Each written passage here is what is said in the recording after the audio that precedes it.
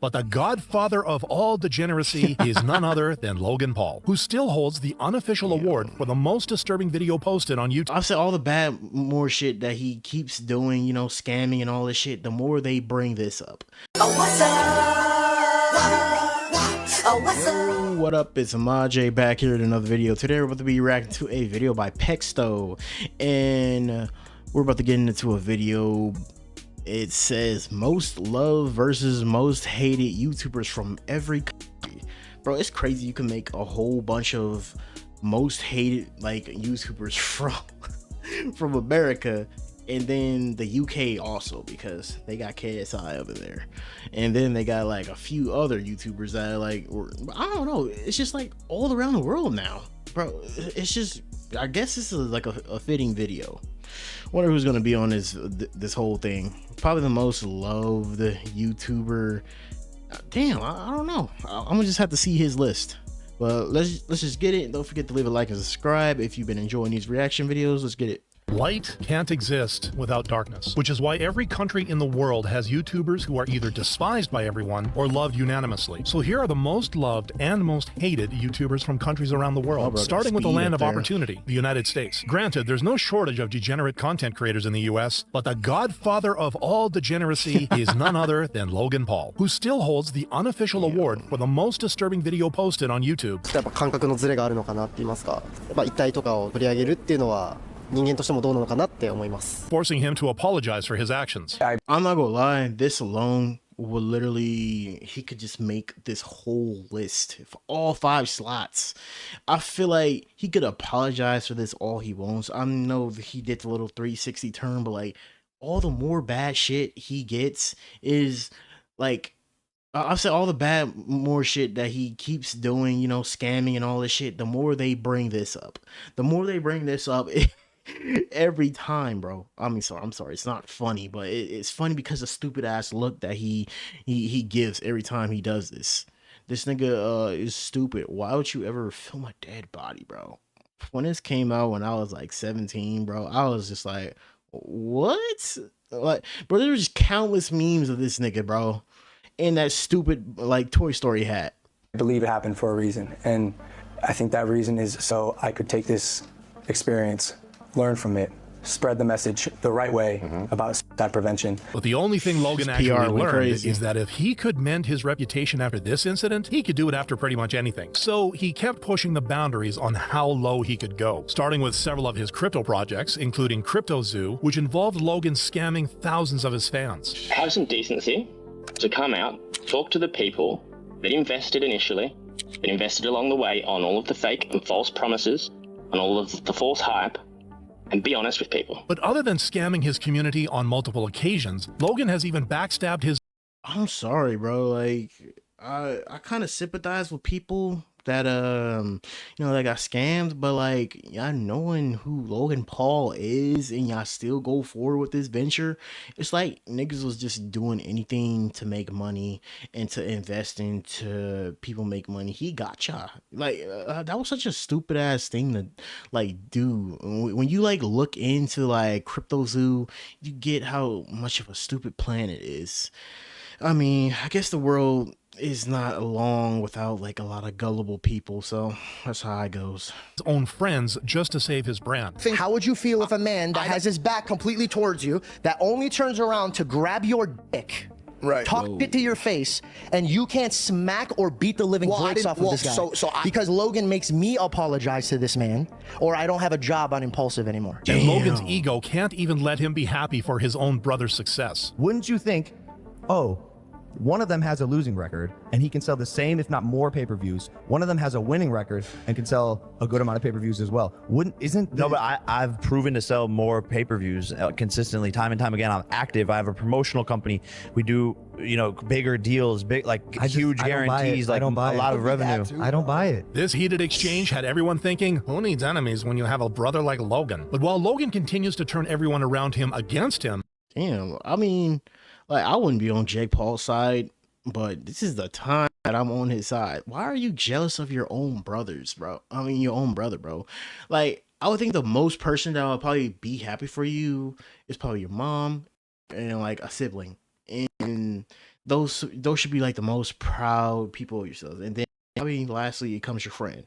But like, nigga, you got a whole bunch of enemies and your brother is literally one. I mean, there'll always be brothers, but like, why are you hating so hard? I Show Speed has turned his haters into fans, but it didn't always seem like the case, as Speed, aka Darren Watkins Jr., initially built a reputation as an edgy streamer who would often hide behind his dumb persona to say some outrageous things. Say if we the last 2 people on Earth and we had to reproduce to make the world continue, would you reproduce with me?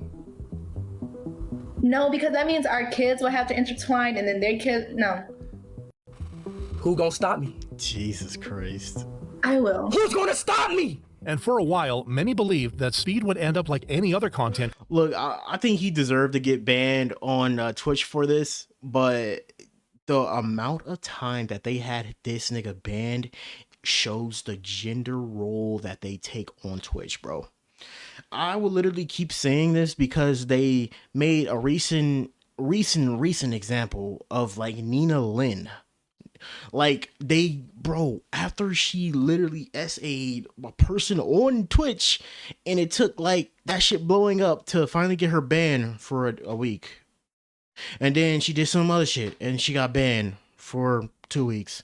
And then I think a couple of incidents later, what finally nailed it in the coffin was her embarrassing herself in New York. They gave her 3 separate chances. A lot of stuff was worse than what he did.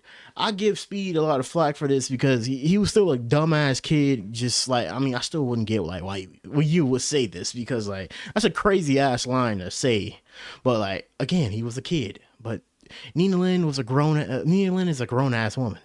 Creator who got too consumed by their own fame. And due to this behavior, Speed was constantly overlooked by larger companies due to his past reputation, as was the case with Sky Sports, who called Speed on for a segment only to later delete it. But instead of barking at the decision, Speed finally took some accountability. I was 16 when that happened and made a huge mistake. It was stupid and immature. I immediately realized and apologized, and I will continue to work on myself as I navigate this world growing up online. The incident marked a pivotal change in Speed's behavior and content, as he moved away from his incel past and transitioned into a streamer with more substance, doing several IRL streams showcasing different cultures and interacting with new people. With fans, and it's crazy how like Sky Sports took a back and then came right back as soon as this nigga's popularity just rose through the damn roof.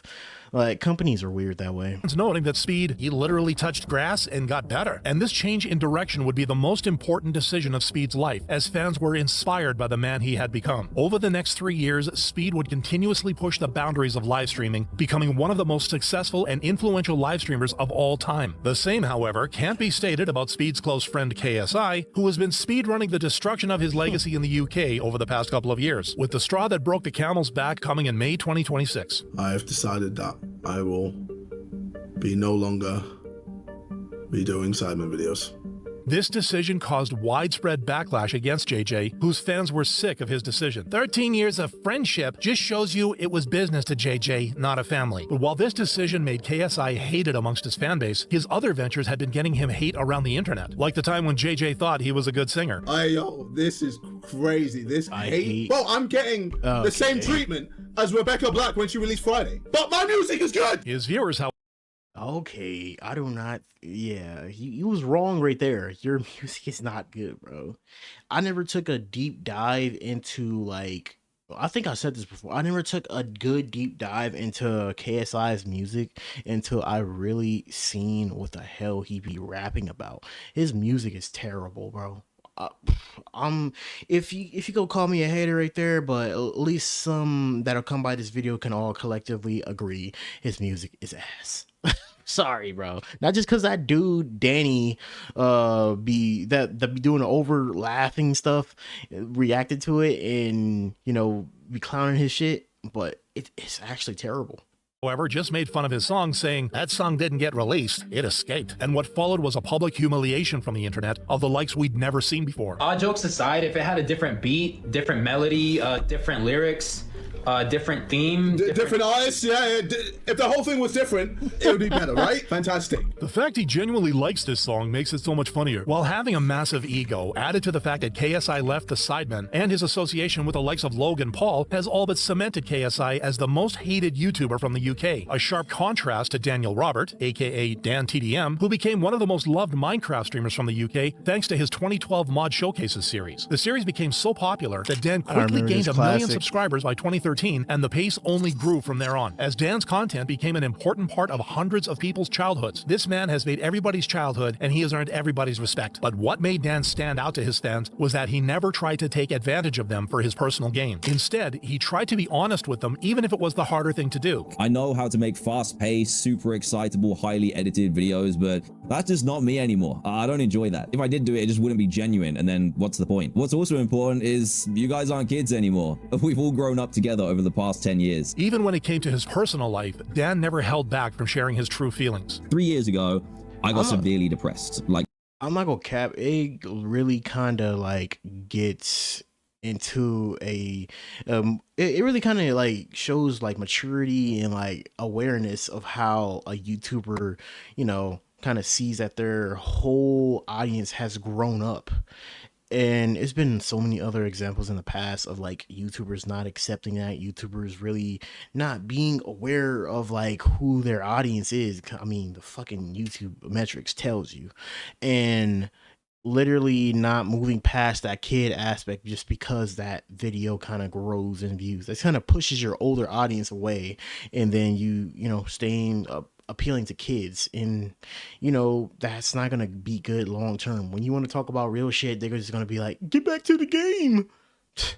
We had a newborn, new parents, so that was a challenge, but we also had COVID hit when he was 3 months old, so we couldn't see anyone. It was an awful time, and mentally that took a massive toll on me. His bravery, however, was appreciated by viewers. It's amazing how Dan didn't just talk about his mental health problem, but he's also sharing how he was able to get better and is trying to help others out. The man cares about us. And what really solidifies Dan as the most loved British YouTuber is that he isn't afraid to call out other big creators, like he did when calling out KSI for taking advantage of his fans. And that not only rattled KSI's ego, but was also an opinion a majority of people agreed with. The beef between KSI and Dan TDM was barely even a beef, in my opinion. It was just Dan TDM being a good person and stating facts, and KSI being unable to accept the truth. Therefore, many believe that Dan might be the UK's most beloved creator. And what kind of settled that argument was KSI responding not once, twice, 3 times, like so many different fucking times. Like, why are you still responding to no one that's responding to you? He just said one statement and he just let it go.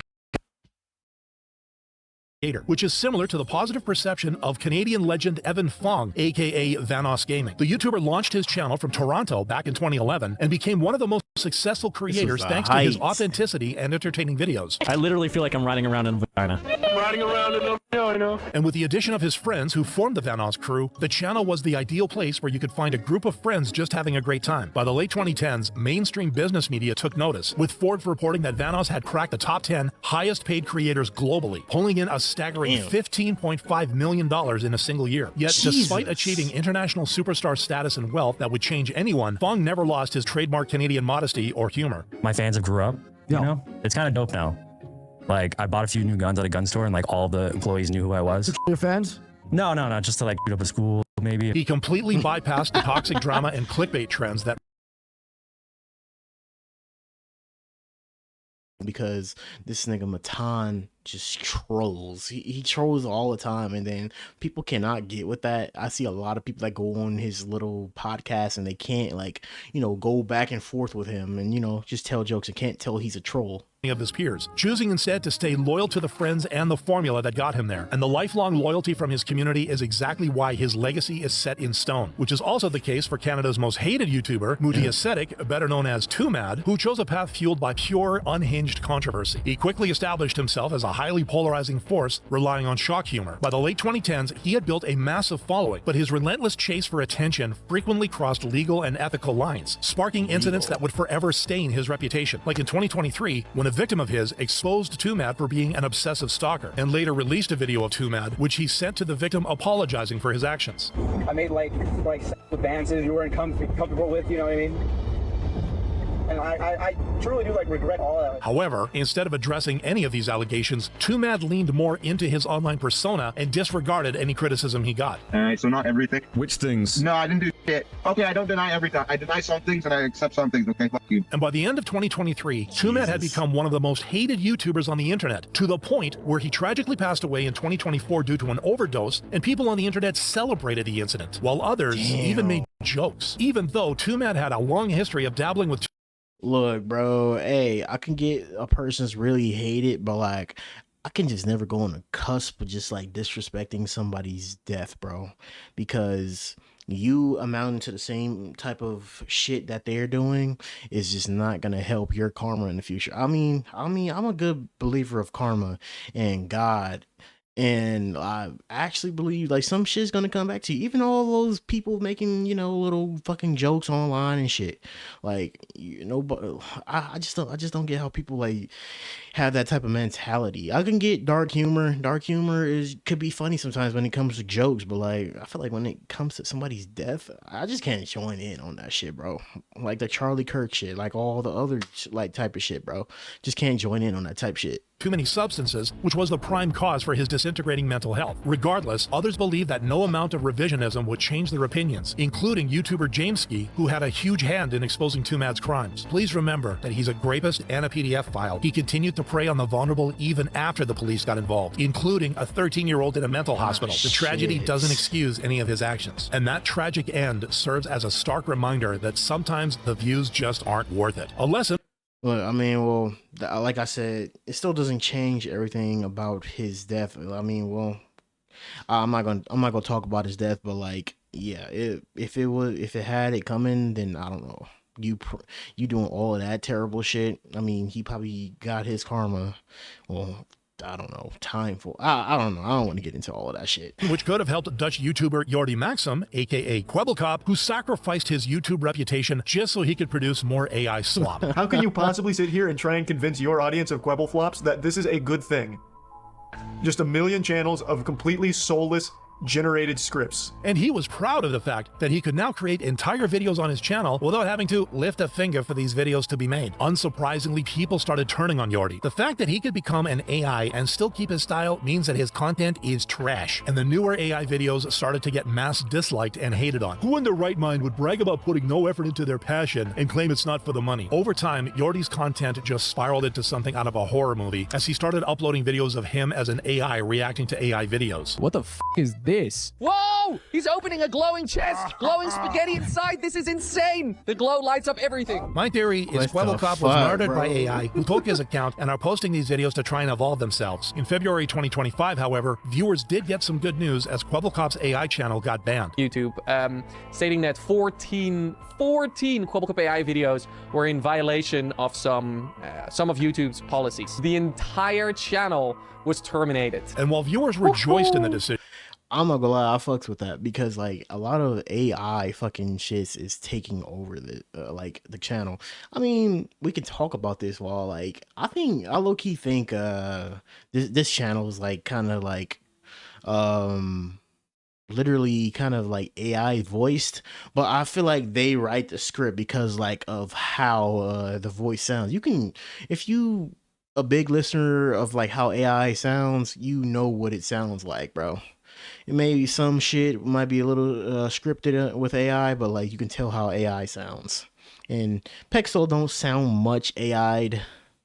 Others were just dumbfounded as to how Jordi couldn't understand what his viewers actually wanted, which was a stark contrast to Fern, a Dutch channel which changed YouTube documentaries forever. In 2015, Jonas and David launched a German YouTube channel called Simplicissimus, which aimed to produce videos about politics, media, and corporate corruption. While other creators chased trends, they focused on a more quality comes first approach. By 2022, they teamed up with Who, a Dutch creator famous for building breathtaking 3D recreations of cities and infrastructure. Together, they quietly registered a new channel, Fern. Fern launched in July 2023, and their first video was a massive success. This might not be the collaboration we expected, but it's certainly the one we needed. And their newer videos kept exploring incredible subjects which fans couldn't get enough of, which even became a running joke in their comments as people were impressed at how quick Fern was able to put out videos relating to current events, like their video on how Iran's supreme leader was killed, which had people wondering Fern's production team had inside info with the CIA, and their content helped them get the most coveted shout out on YouTube. Which creator should everyone be watching right now? Oh boy, someone that might not be as obvious of an answer. There's a channel called Fern, makes really interesting educational stuff with high quality animations. Yet, despite the millions of dollars and global fame, Jonas and David remain entirely invisible. Without a public personality, there is no ego to manage and no risk of getting canceled. The content is the identity. People watch Fern for the journalism and the craft, turning.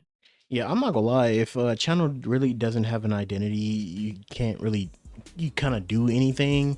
But at the same time, channel will literally have to stay, you know, basic, like just stay with some humanity at least, bro. You know, some stuff can happen, some drama can happen, some YouTube drama can, you know, put you in that little fold of just kind of being a terrible YouTuber. Just apologize and don't come with some bullshit PR apology, and just, you know, try to get through it. I mean, it's going to take a lot of forgiving from your audience, but like at least they'll know you're genuine and won't know that you like fake shit. But yeah, then this list was pretty kind of looked upon as like good. I kind of agree with like a lot of this, because although, like, you know, Speed was who he is in the past, he's one of the popular YouTubers on here on the, like, in America now, bro. And then if you recognize everywhere you go, then shit, nigga, you the most popular YouTuber.